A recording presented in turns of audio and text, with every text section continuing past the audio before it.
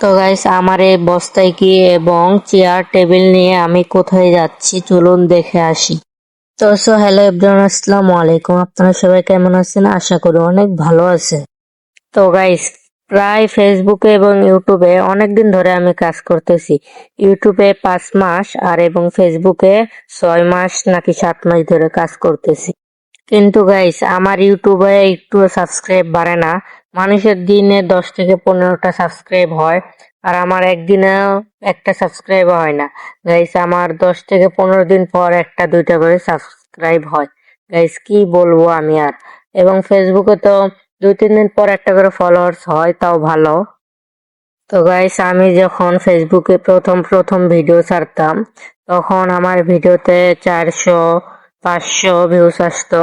কিন্তু এখন আমার ইদানিং ভিউজ এত যে কমে গেছে, একটা ভিডিও ছাড়লে 10 থেকে 15টা ভিউজ হয়।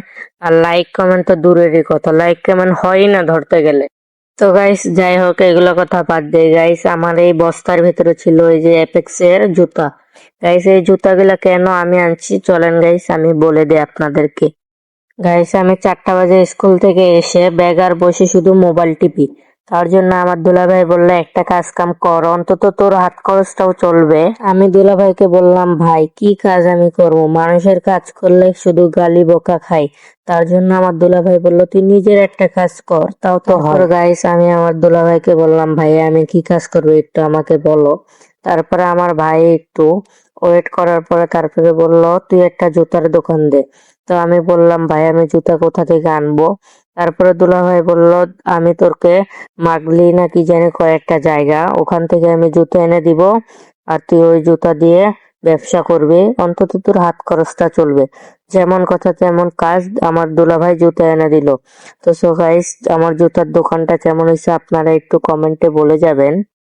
তো গাইস আমি এখানে এনেছি সব অ্যাপেক্স এর জুতা। তো গাইস আপনারা যারা জামালদি হোসেনদি এই জায়গায় আছেন, আপনারা আমার থেকে কিন্তু অ্যাপেক্স এর ভালো মানের জুতা নিতে পারেন। আমি আপনাদের জন্য অনেক কম রেট ধরবো গাইস, আপনারা একটু চলে আসবেন সুপার বোটের গেটের সামনে। তো গাইস আজকের ভিডিওটা এতটুকুই, পরবর্তী ভিডিও আসা পর্যন্ত সবাই ভালো থাকবেন, সুস্থ থাকবেন, আল্লাহ হাফেজ।